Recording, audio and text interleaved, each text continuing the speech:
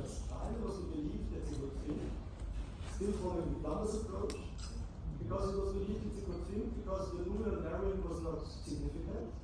So the belief was it's some kind of healing, that the plaque is out-bulging and not compressing the lumen. So but over the years we learned that it's the contrary, it's not a good thing, it's not a healing, it's a dangerous thing.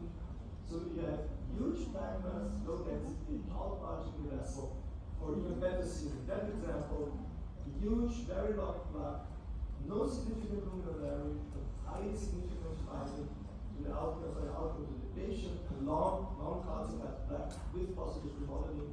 So that's a clear plaque, including all the features indicating an increased risk for rupture. And the plaque I showed you before, this morphology was introduced and described as a sort of napkin ring sign.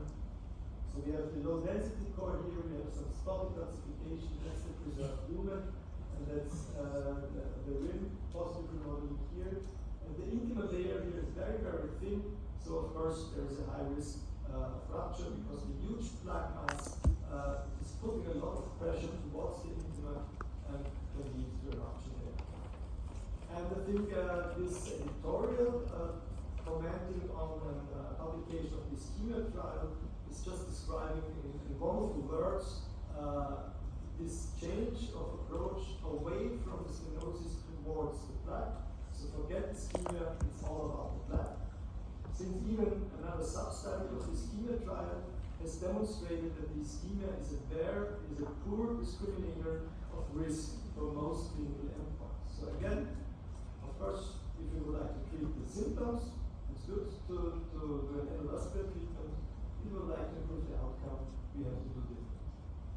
And there's a clear evidence now that the presence of the plaque features I've just shown you before are related to an increased likelihood, increased risk for acute coronary syndromes, because those plaques are just prone to rupture, ulceration within the plaque, the rest of the plaques are the low density, positive remodeling.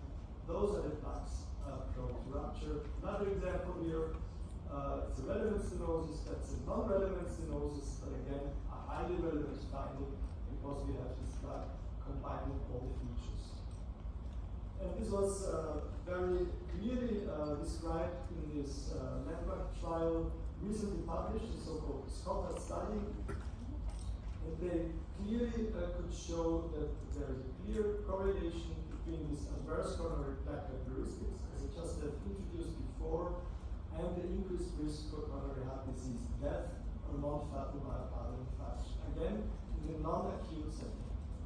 Just identify those plaque features made clear that there is a high risk of rupture.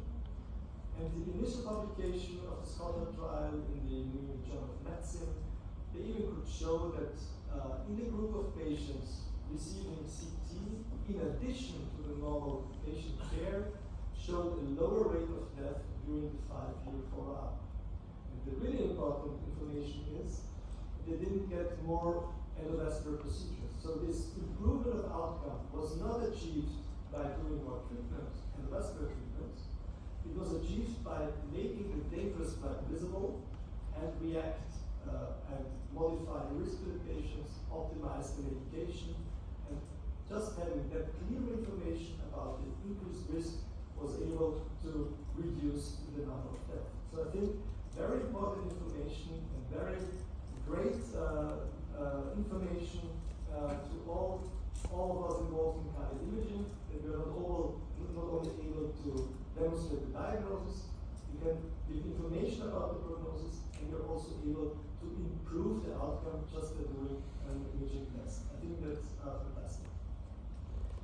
But it seems that we can do even more, and very recently several papers have been published on how to further improve the differentiation between patients where we can improve the outcome by doing a revascularization from those where we don't need a revascularization to improve the outcome.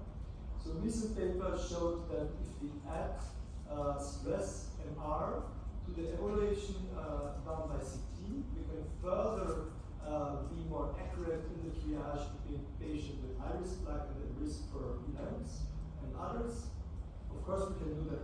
correlation, but I think we already have seen how much we can do by means of CT to learn about the myocardial tissue. And of course, already more than 10 years old, the first publications about the possibility of myocardial perfusion imaging and even stress perfusion imaging. Nowadays, it's some kind of standard procedure, not performed everywhere, but it's a standardized procedure, and the radiation exposure is quite low. So we can even add, if we are in doubt, a stress perfusion CT to the patients if we would like to have more information. And another very recent publication in the European Radiology Journal showing that doing that combination of optimized comprehensive assessment of cardiac CT together with a myocardial perfusion CT scan can further increase the efficacy in the patient triage, and that the final number of invasive procedures could be reduced. That's good for the patient, but it's also good for the healthcare system because invasive procedures using stents are quite costly. CT also has shown to be able to non-invasively provide data about the FFR. So very similar to the FFR principle that I showed you before for this FFR-guided stent implementation. All the vendors of CT scanners have such an algorithm available. Not all of them are allowed to date to sell the algorithm. It's a very useful tool, but keep in mind it's still, again, more following this stenosis-driven approach, not giving you more information. The recent paper was a little bit not so positive about the use of FFR, but I think that's due to the wrong concept or the wrong question, because they just looked if the FFR is adding value to the normal CAD-RED assessment. So the CAD-RED assessment is a morphological assessment of the stenosis severity, and FFR is addressed to the stenosis severity. FFR can just be applied if you have a perfect image quality. If you have a perfect image quality nowadays, the CAD-RED is highly accurate. So I think it's not really surprising that just adding FFR and look at the CAD-RED rating and to look if the CAD-RED rating is changing after adding FFR is not really surprising. But what recently has been published, and it's again a paper published just this year in Czech Imaging, they could show that if we add the FFR to what I have shown you before, to really advanced plaque characterization, we can further improve our discrimination between patients in need for treatment by endovascular means from those having the best profit by just medication. And maybe in the future, even more might be possible. This is something that has been focused on even 20 years ago, and now there is some kind of revival. But there seems to be a clear correlation between the activity of atherosclerosis and changes at the level of the pericoronary fat. We have it on the picture. We need to learn to understand it. But there are already algorithms in development providing you clear information about the situation at the pericoronary fatty tissue, and this might even further help you to discriminate patients at high risk for future event from those that can be treated by endovascular means. So let me sum up. There's a very high negative predictive value for cardiac CT, so it's an ideal tool to non-invasively rule out relevant coronary disease.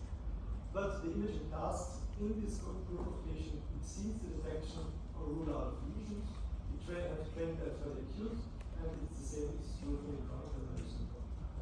The prediction of future coronary events is possible by identification of plaque at risk of rupture, and the implementation of cardiac CT into the standard workup of patients with chronic coronary syndrome will be able to improve the outcome without increasing the number of coronary injury. And this is, of course,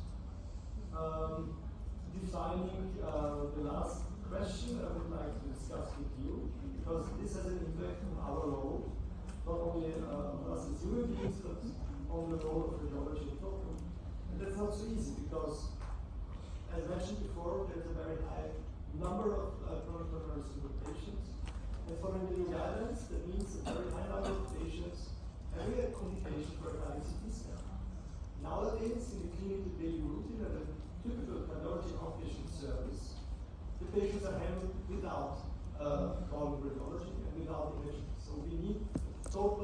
shift of the traditional pathways. And I think the traditional pathways, still in that situation, patient is coming reporting stable angina, so chronic coronary syndrome. Then there will be a physical test, always leading to an unclear result.